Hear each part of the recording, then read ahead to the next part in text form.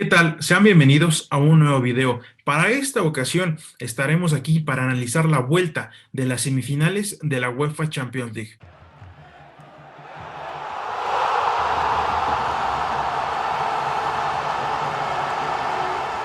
Para esto me acompaña mi gran amigo Raúl Fernández. ¿Qué tal, Raúl? ¿Cómo te va? Muy buenas amigos de 19 Sports, con emociones encontradas sin duda alguna. Mi equipo no avanzó a la ronda siguiente, pero el fútbol es fútbol y hay que platicarlo y hay que desmenuzarlo y platicar por qué pasan las cosas como pasan. Bienvenidos de vuelta a 19 Sports, un gusto estar por acá. Abrazo Rich, hola. Encantado de que estés aquí, por supuesto. Y yo te preguntaría, ¿cuál equipo? ¿El PSG o el Madrid? Ya lo veremos conforme avance el video, porque en ediciones anteriores venías muy animado con las posibilidades de estos dos equipos que hoy ya están eliminados. La final será inglesa en Istambul el próximo 29 de mayo. El Manchester City se estará enfrentando al Chelsea. Empezaremos analizando el partido que se llevó a cabo en el Etihad Stadium. El Manchester City venció 2-0 al Paris Saint-Germain. Los goles fueron de Gerard Mahrez al 11 y al 63. Estos tantos hicieron que este jugador argelino se convirtiera en el primer africano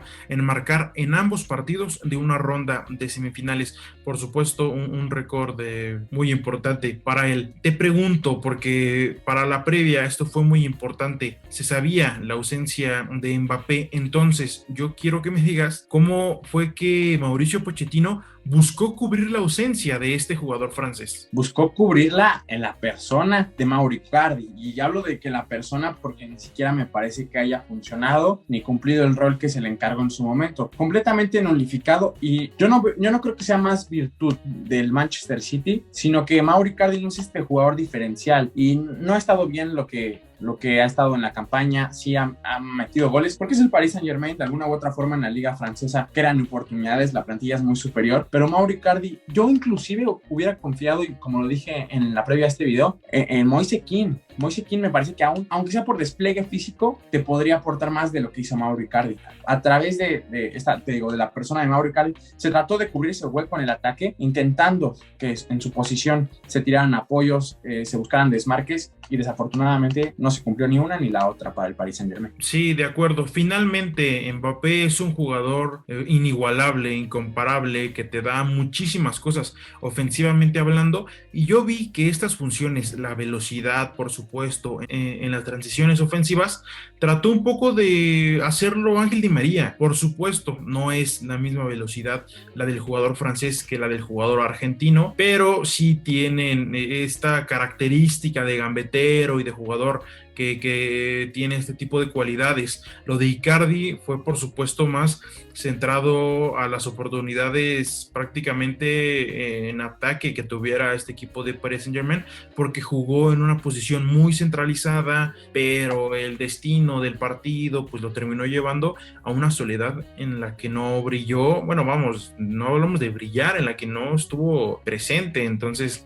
fue durísima la baja, por supuesto, de Mbappé, sabiendo que este equipo tenía que ir al estadio del Manchester City para meter 2 goles. Entonces, por supuesto, desde ahí ya tenía todavía más desventaja que el resultado del partido de ida. Precisamente en el primer juego de esta serie, destacamos que en el primer tiempo el Paris Saint-Germain se apoderó un poco de la pelota, más que el Manchester City, por supuesto. Para este ya no vimos esto que sí logró el equipo de Mauricio Pochettino en la ida. Entonces te pregunto, ¿cómo el City evitó que el Paris Saint-Germain tuviera el balón? El City lo hizo a través de las figuras y de los triángulos que plantea Pep Guardiola en medio campo, los saltos a la presión muy inteligentes como siempre, y también en la figura fundamental, no solamente a la defensiva, es decir, los 4 de atrás muy bien, pero sino también la misma presencia de los centrales, Rubén Díaz y John Stones, interrumpiendo esas líneas que de repente quedaban a las espaldas de Fernandinho. Entonces no podían continuar generando la creación de la jugada. Por ahí pasa muchísimo el que el Paris Saint-Germain no haya podido concretar algunas ocasiones o generar más peligro, tejer más jugadas. Sí, finalmente el Manchester City, más que nada dirigido por Pep Guardiola, es un equipo al que le gusta tener el balón, y no solo eso, sino prácticamente jugar en el campo del rival. Entonces pues siguieron prácticamente el manual que han tenido en estos años en los que Guardiola ha estado como su director técnico, y Paris Saint-Germain sufrió. Pero también yo veo muy importante la ausencia de Idrissa Gana Gueye, que fue expulsado en el partido de ida. ¿Qué perdió el Paris Saint-Germain en la vuelta que te da este jugador? Por ahí muchos le llaman músculo, le llaman garra, presión. Eso es lo que te da Idrissa Gana, este timing. En los mismos saltos que la presión que mencionaba del City, el Paris Saint-Germain era el encargado de hacer eso, de interrumpir jugadas, cortar líneas de pase. Y Ander es buenísimo generando volumen de juego, pero no era lo que necesitaba para cubrir a Idrissa Gana Gueye. Yo creo que en su plantilla tampoco habría un jugador que lo pudiera haber hecho de mejor forma. Entonces, una ausencia muy importante y que con la de Mbappé termina costándoles la eliminatoria. Sí, prácticamente. Como ya lo comentábamos justamente en el análisis de la ida después de la expulsión, tenía Mauricio Pochettino en el banco jugadores como Ander Herrera, como Danilo, que perfectamente se pueden incorporar a un medio campo, pero no precisamente cumplir las funciones que tiene este joven mediocampista. Estas dos ausencias, Mbappé e Idrissa Gana Gueye, por supuesto desequilibraron este equipo. Neymar es un fenómeno, ¿no? A pesar de que perdió esta serie partido a partido, sigue demostrando muchísimo la calidad de este jugador brasileño. Pero, ¿por qué consideras que no encontró una sociedad con Di María o con Icardi en estos minutos? Me parece que pasa más y sin ninguna duda es por lo que no hace o deja de hacer Mauro Icardi, por los apoyos que ofrece, por los movimientos que hace muy escasos y sobre todo poco oportunos, poco al nivel de ritmo que necesitaba el Paris Saint-Germain para poder romper esa línea defensiva del Manchester City. Di María, no te puedo decir que su partido fue perfecto, pero cualquiera estuvo mejor y más fino que Mauro Icardi en el partido de esta serie que estamos platicando. Di María también es muy bueno aprovechando espacios reducidos, pero como te digo, los triángulos del Manchester City complicadísimos de romper. Walker pletórico también, qué decir, Rubén Díaz y John Stones, nota por nota, muy buen partido. Sí, es una pena que Neymar no pudo encontrar esa sociedad que sí se ve cuando juega al lado de Kylian Mbappé. Y Guardiola por fin llegó a una final fuera del Fútbol Club Barcelona. Y yo te pregunto, ¿por qué en esta temporada y no en las anteriores? ¿Qué hay de diferente en este equipo? En esta edición de Champions eliminaron al Borussia Mönchengladbach, al Borussia Dortmund y en las semifinales al Paris Saint-Germain. Pero yo tan solo me pongo a recordar en el año anterior y fueron eliminados por el Olympique de Lyon. Y el año anterior fueron eliminados por el Tottenham. Entonces, ¿por qué en esta temporada sí? Además del tiempo que por supuesto ya lleva Guardiola, ¿qué adición le ves a este equipo y por qué en esta temporada? Tu pregunta me parece buenísima, de verdad que mientras la hacías yo estaba reflexionando tantos puntos, de dónde atacarla, de dónde empezar a argumentar, y es que sí, lo que hace Pep es muy bueno, es histórico para el Manchester City, pero como tú haces la pregunta que gira todo, que ¿por qué no antes? ¿Por qué justo ahora? De repente hay estrellas que se alinean, ¿no? Pero no te lo voy a decir así nada más, sino que te voy a explicar desde dónde yo entiendo y por qué ahora es el momento del City. En la eliminatoria contra el Olympique de Lyon, de cierta forma, ese equipo no existe, ya no existe como no existe tampoco ese Olympique de Lyon. Este Manchester City, este proyecto está llegando al nivel más alto, si no de lo que puedes hablar a nivel futbolístico, también como equipo, como unidad, se nota ese acoplamiento, ese cubrir las funciones que deja de hacer tu compañero y hacer las tuyas, está muy bien. Empezando por Rubén Díaz en la defensa. Esa pieza que tanto le faltaba al Manchester City para afianzarse en la saga, para cortar juego, para salir jugando, como lo quieras ver, Rubén Díaz, el equipo ideal. 23 años, además súper joven el central lusitano. Después, todo el medio campo está hecho para Pep Guardiola. El Ilkay Gundogan, al fin, yo creo que es Gundogan Prime. Está en su mejor momento, el equipo está para él. De Bruyne está de vuelta, está sano. En esta etapa de la temporada viene jugando partidos. Entonces, vamos ahí en el medio campo. Además de decir que Zinchenko está agarrando madurez ahí en la lateral izquierda, también se echó muy buen partido. No quiero sonar mucho como lo dije o algo así, pero Phil Foden, qué jugador.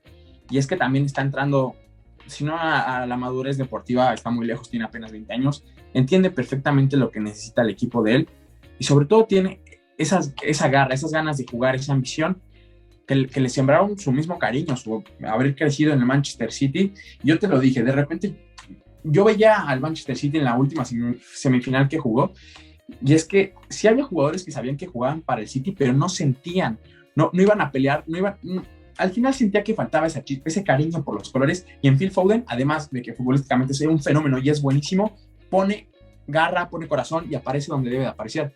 Además, Riyad Mahrez, que está en modo Ramadán, capo, todo está en orden para que el City avanzara esta ronda. Sí, además Phil Foden es el que no cumple la regla, ¿no? De estos fichajes bomba, fichajes caros, mediáticos, es canterano, es jugador de fábrica, eso es muy, muy destacado. Rubén Díaz es muy importante, llegó para esta temporada y no solo es un defensa central, sino por él inicia el ataque del Manchester City. Eso es lo que tanto buscaba Pep Guardiola en un defensa. Desfilaron un sinfín de nombres por esa posición, un sinfín de millones de euros invertidos en buscar al hombre ideal. Por fin lo encuentran. A eso, por supuesto, súmale lo que ya dijiste, súmale al extraordinario momento que siempre tiene Kevin De Bruyne, al magnífico jugador que es Bernardo Silva, y por supuesto esto me lleva a cuál es el punto flaco del Manchester City, porque aquí nada más le estamos aventando flores al equipo de Pep Guardiola, pero ¿cuál consideras que es la principal desventaja de este club? Por supuesto, pensando en una potencial final contra el Chelsea. Si me permites, yo quisiera mencionar, antes que tú, que para mí, yo sí siento que en algún momento le va a costar el hecho de no jugar con un 9. Deja en la banca a Gabriel Jesús, deja en la banca al Kun Agüero, que ya que prácticamente ahí se la vive. Entonces, ¿cuál consideras tú que es el punto flaco del Manchester City? Ay, Rich. Preguntas agresivas que lanzas. Es que ni siquiera te podría decir que yo considero que la falta del 9 sea uno, pero en momentos en donde quizá no estén finos los jugadores, podría pasar por ahí, en alguna cuestión de marcas o generación de juego, volumen, que es complicadísimo a través del equipo de Pep Guardiola, y te lo prometo que me estoy rompiendo la cabeza para encontrarle uno, Ricardo, y si no es que hay un error individual, yo creo que el equipo que trae Pep Guardiola es muy, muy alto el nivel que tienen, muy, muy alto, y no encuentro espacios.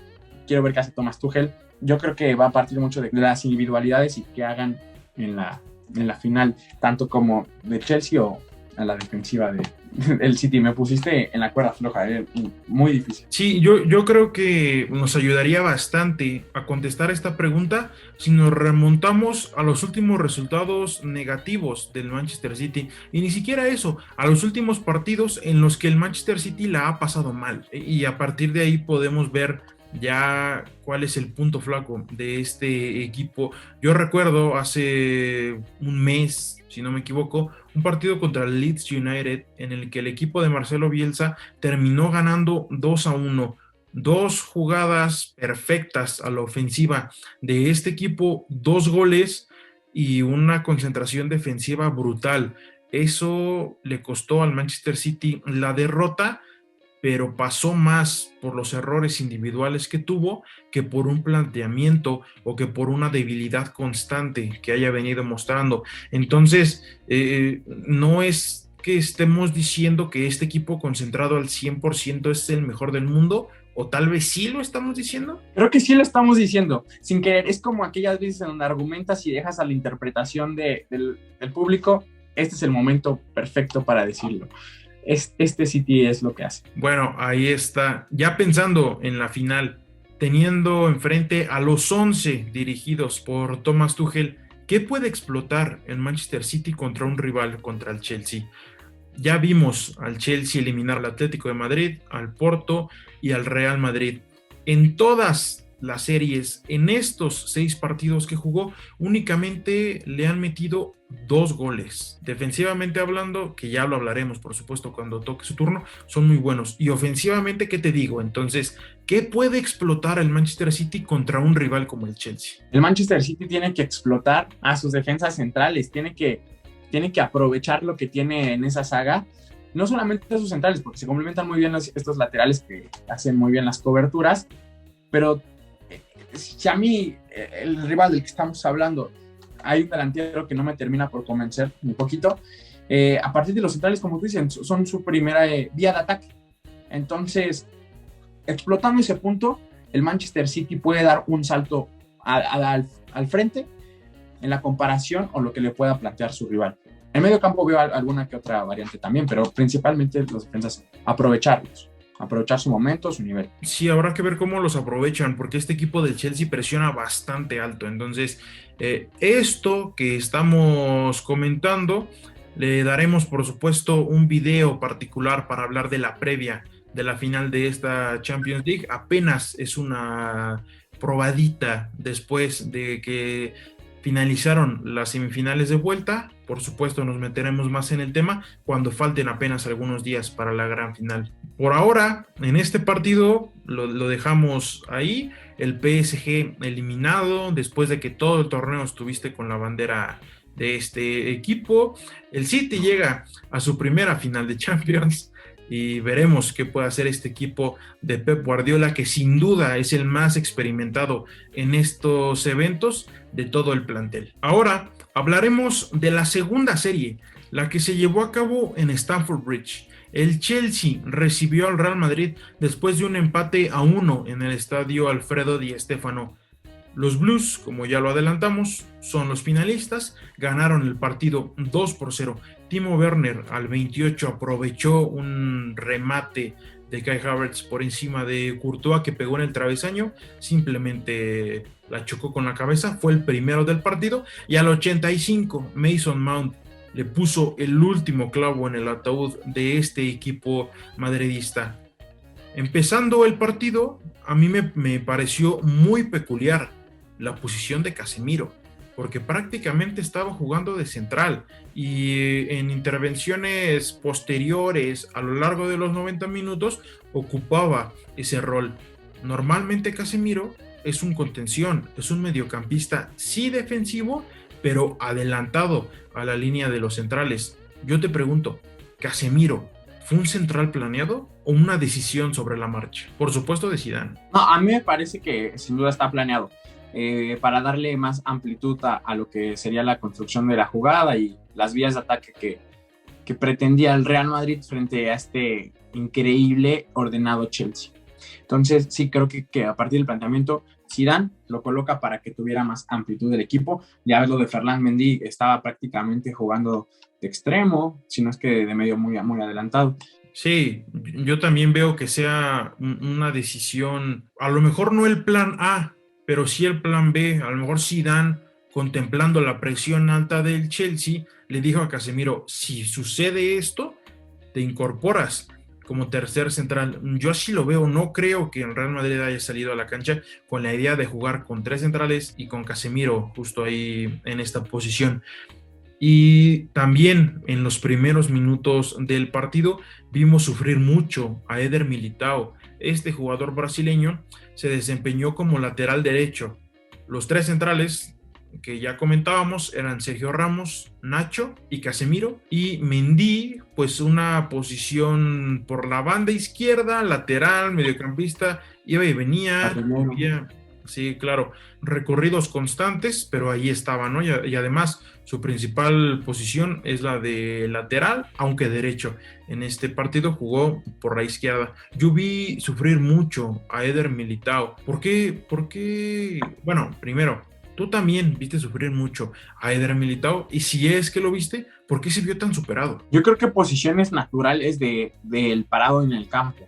La ubicación también creo que es esencial porque un jugador de banda de cierta forma ocupa como referencia la línea de cal, y Eder Militão, no estoy diciendo que no sepa pararse dentro del campo, pero a lo mejor y puntualmente creo que tiene que ver con eso, con cómo se ubicaba y cómo tenía de referencia a Sergio Ramos, o quizá él mismo no entendió lo que pretendía Zinedine Zidane con ese parado y a partir de ahí se le confunden las ideas. Yo igual lo vi sufrir, pero a mí me llamó más la atención y me molestó más la generación al ataque. Es decir, sí se intentaba asociar para ocupar un poco la banda, pero por limitaciones propias de su juego no podía circular el balón por ahí, igual muy bien lo que hace el Chelsea, pero me llama más la atención cómo desaprovechas también este tipo de salidas y que también construcciones de las jugadas donde podrías aprovechar. Entonces extrañé muchísimo a Dani Carvajal, inclusive a Lucas Vázquez. Sí, y además lo de Eder Militão, que en su momento en el Porto también jugó como lateral, pero que en el Madrid casi siempre se ha desempeñado como central. También cuando subía al ataque dejaba muy desprotegida esa zona y no hacía el recorrido a tiempo para llegar a la cobertura. Entonces, por supuesto, ahí es cuando un poco la defensa se desordenaba, venía Nacho a cubrirlo o también incluso Modric. Entonces, sí fue un problema en los primeros minutos del partido. Concluyeron ya los 90 de la vuelta y yo veo al Real Madrid arrastrándose. Yo veo al Real Madrid que con un calendario apretadísimo en este momento de la temporada, la parte física le está pasando factura. Tampoco es que estos jugadores sean los más rápidos de toda Europa, pero sí los veo bastante mermados por el alto nivel de competencia al que han sido exigidos en los últimos partidos. ¿Tú cuál es tu diagnóstico físico de este Real Madrid? ¿O cómo podríamos explicar el hecho de las coberturas lentas, los recorridos atrasados, los pases imprecisos? ¿Cómo podemos explicar esta extrañeza en el juego del Real Madrid? Cuando Ramos está fino, está a tiempo, está 100% saludable, eso se oculta, se maquilla, como lo quieras ver. Lo mismo pasa por Casemiro. Kroos y Modric sabemos el tipo de mediocampistas que son. Como tú lo dices, no son los más rápidos ni nada, pero se saben mover muy bien. De repente Modric conduce también excelentemente, que extrañé un poco ver más ese tipo de jugadas en este partido frente al Chelsea. Y como tú lo dices, es que se cierra la liga a estas alturas del juego. También la Champions League no ha tenido el descanso que de repente tenía también. Ha sido muy constante la puesta a prueba que han tenido los jugadores físicamente, como tú lo dices. Además, la falta de recambios. Fede Valverde en su momento también era un recambio buenísimo. De repente COVID, lesiones, igual pasan factura a los titulares que en su momento podrían no haber jugado algún partido de liga, tener más descanso. Y yo creo que faltan piernas. Karim Benzema es un jugadorazo, pero no hay recambio para él. Tiene que estar porque, como ya lo mencionamos, sin él el ataque del Real Madrid nomás no carbura. Entonces, sí, pasa por esta profundidad de plantilla que no tiene, que se ha mermado por las lesiones, porque no se han hecho contrataciones, que ya es momento de repente voy a sacar la casaca blanca a decir otras cosas, pero yo no veo la profundidad de plantilla que tiene el Chelsea comparada con el Real Madrid. De repente entra Mariano Díaz y del otro lado entra Hakim Ziyech. Es complicado así. Jugar 2 torneos al máximo nivel, muy difícil. Sí, comparando a estos equipos en profundidad de plantillas, por supuesto que el Real Madrid es el más desfavorecido. Mencionaste el caso de Benzema y es un jugador increíble. Genera juego, ocupa espacio, atrae marca, genera peligro en el rival. Las 2 acciones más peligrosas participó él rematando al arco, en las que se vio presente el arquero Mendy del Chelsea. Además de esto de Benzema, ¿qué fue lo rescatable del Real Madrid? También por un lado estuvo Thibaut Courtois, que detuvo la debacle prácticamente, porque pudieron haber caído 5. Entonces, ¿ves algo más rescatable en el Real Madrid aparte de estos 2 jugadores? Nos iba a llenar el cántaro si Courtois no hubiera estado fino, hubiera sido quizá más humillante. El regreso de Fede Valverde me gusta. No creo que haya sido diferencial en el partido, ni mucho menos, pero es bueno tenerlo de vuelta. Es un gran jugador para el futuro, para la plantilla del Real Madrid, y hasta ahí. Lo que tú mencionaste, Fede, punto. Y la verdad es que es bastante difícil encontrar algo más en este equipo, que le cuesta muchísimo anotar un gol en general, y más, por supuesto, frente a una defensiva que en los últimos 6 partidos de Champions únicamente había recibido 2 goles. Y además, ¿qué goles, no? Un golazo de chilena del Porto y una acción individual en poquísimo espacio, símbolo de la calidad de Benzema. Eso fue el segundo apenas que recibieron ya en instancias definitivas de Champions. Eso será muy importante. Yo tengo una pregunta en la mente muy, muy interesante. Te quisiera preguntar si las transiciones ofensivas del Chelsea son las mejores del mundo. Tienen en Timo Werner a un jugador rapidísimo al ataque, inclusive en conducción de balón. Por supuesto, está el caso de Kai Havertz, de Christian Pulisic, y además N'Golo Kanté acompaña el ataque y el abanico en el banco que tiene Tuchel para elegir. Entonces es una pregunta que a mí me surge. ¿Las transiciones ofensivas del Chelsea son las mejores del mundo? Mira, no te puedo decir que son las mejores del mundo, no lo podrás sentenciar como tal, pero tienen la plantilla para hacerlo. Si tú tuvieras que construir un equipo en donde dijeras las transiciones defensivas sean top, las transiciones ofensivas sean top, iniciarías por Timo Werner, sin duda alguna. Y qué decir de Kai Havertz, que poco a poco reencuentra su nivel, que le vimos el Bayer Leverkusen, está rapidísimo, está exacto. Y también Mason Mount, peligrosísimo, igual, juvenil, que estamos hablando de un buen joven de academia. Lo mismo pasa acá con el Chelsea y Mason Mount, un tipo listísimo para jugar y muy ágil. Entonces, es la plantilla correcta para decir que las transiciones son las mejores transiciones del mundo. Pero no digo que lo sean, tienen los elementos para que lo sean. Mejor definición todavía. Bueno, en la transición ofensiva no necesariamente necesitas de la definición para catalogar que es la mejor del mundo. La pregunta sería distinta si te preguntara son la mejor ofensiva del mundo. Yo estoy encantado por este cambio de ritmo que tienen cuando el equipo rival pierde el balón y alguno de estos del medio campo de la ofensiva toma el balón y corren de manera increíble. Este cambio de ritmo es justamente por el que a mí me surgió esta duda. Hay que seguir nutriéndonos, por supuesto, de este deporte para dar un juicio. Veredictos. Exacto, dar un juicio así de claro. La misma pregunta que te hice con el Manchester City. ¿Cuál es el punto flaco del Chelsea? Rich, en el punto flaco del Chelsea no te puedo decir que no tiene, veo muy complicado, pero a mí, Jorginho, me encanta lo que hace. No te voy a decir que ese es el punto flaco, pero que yo creo que podría poner en aprietos los triángulos de medio campo de Pep Guardiola. Si no es que, yo no creo que sea un error individual, pero de repente se multiplican las líneas de pase que genera el equipo del Manchester City, y si no estuviera en N'Golo Kanté, te podría decir que el medio campo, pero yo creo que sí existe un poco más de diferencia, sobre todo en los centrales. A mí Rudiger me parece que ha estado bien, ha estado fino, pero no te puedo decir que sea mi favorito en lo que hace. Después de ver tales exhibiciones, es difícil tratar de encontrar un punto flaco en estos dos equipos. Veo la defensa, veo el medio campo, veo el ataque, incluso veo al portero. Yo diría que el punto flaco, sin lugar a dudas, de este equipo es la definición.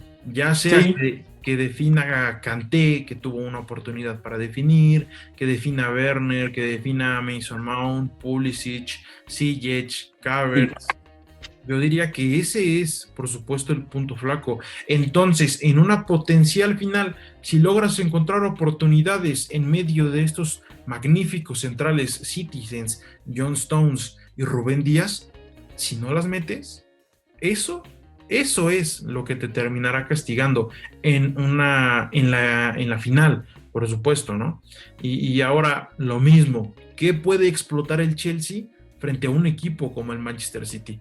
Prácticamente dijimos que el City es el mejor equipo del mundo, entonces, ¿qué podemos ver en este Chelsea que pueda incomodar al Manchester City? Sus transiciones ofensivas, sin duda alguna, eso es su punto más fuerte, y como tú dices, no es necesario de la definición, parecería, pero no las necesitan. Entonces, si quieren aprovechar en algún momento algún descuido de Pep Guardiola, algún contraataque, podría ser a partir de ahí, pero yo encuentro, si no en las transiciones ofensivas, en el poderío de N'Golo Kanté en el medio campo, lo que puede y lo que es capaz de hacer este jugador, que mi respeto total, te lo prometo, creo que ya te lo había dicho, es mi jugador favorito por lo que representa fuera del campo y por la labor que tiene, el oficio que despliega en cada partido.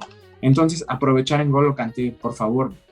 Yo creo que se viene un partido muy bonito para la carrera del francés en la final. Un partido que lo va a valorizar, le va a colocar el valor que realmente tiene en cualquier equipo N'Golo Kanté. Pues N'Golo Kanté es campeón del mundo, es campeón de la Premier con el Leicester, no es cualquier mediocampista. tiene calidad, por supuesto, y parecería irónico, pero de verdad, este mediocampista francés es capaz de neutralizar un mediocampo compuesto por Fernandinho, por Ilkay Gundogan. Entonces, ya nada más menciono estos dos, porque los demás del Manchester City juegan por las bandas más adelantados, pero sí no tiene la gran estatura, ni el gran cuerpo, pero el tiempo, el ritmo, la velocidad y la claridad y la creatividad hacen de este mediocampista, por supuesto, uno de los más influyentes en su equipo en medio campo.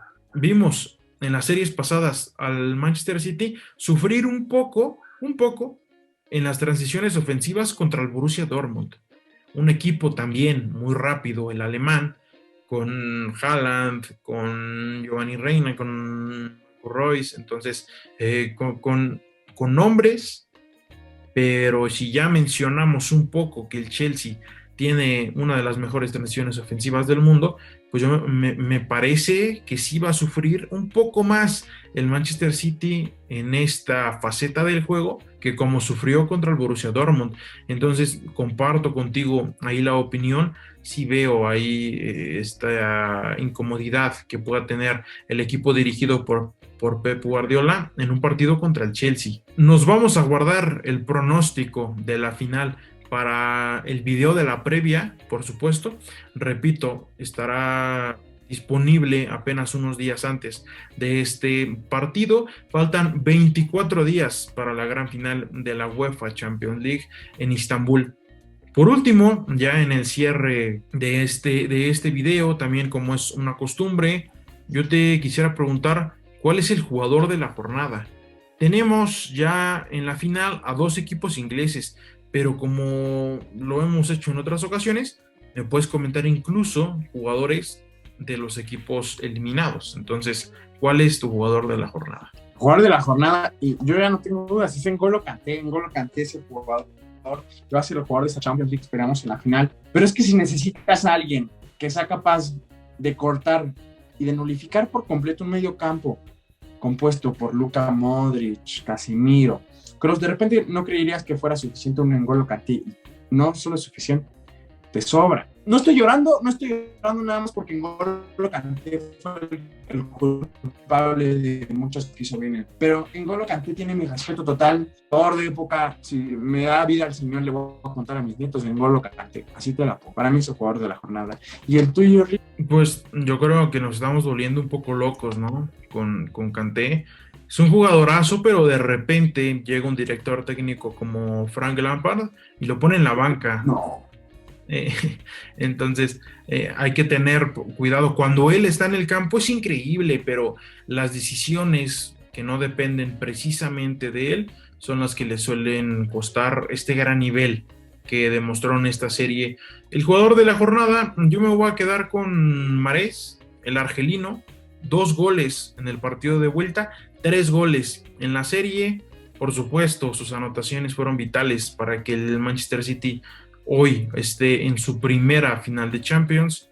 Entonces yo me quedo con Mahrez, que tampoco es un jugador muy espectacular, pero sí es influyente sobre la banda, influyente en su equipo y que ha demostrado que tiene definición, algo que no tiene ni Kai Havertz, ni Timo Werner, ni Mason Mount, nada más, ¿no? Entonces me parece que Mahrez es el jugador de esta jornada. Pues listo, fue muy agradable de nueva cuenta grabar contigo un video de UEFA Champions League. Lamentablemente, nada más nos queda un partido de esta competencia en esta temporada.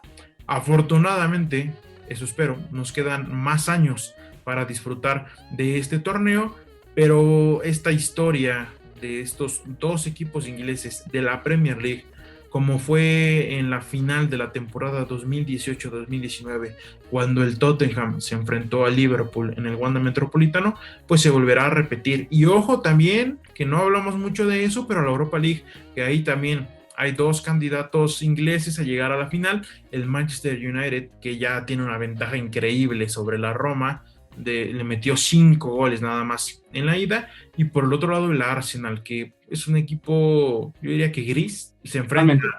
se enfrenta al Villarreal, que ganó en la ida, pero bueno, eso ya es tema de Europa League. Por supuesto, si se llega a dar también una final inglesa en UEFA Europa League, ¿dónde podemos enterarnos de esto? ¿Cuáles son tus redes sociales para que la gente esté al pendiente de este tipo de noticias?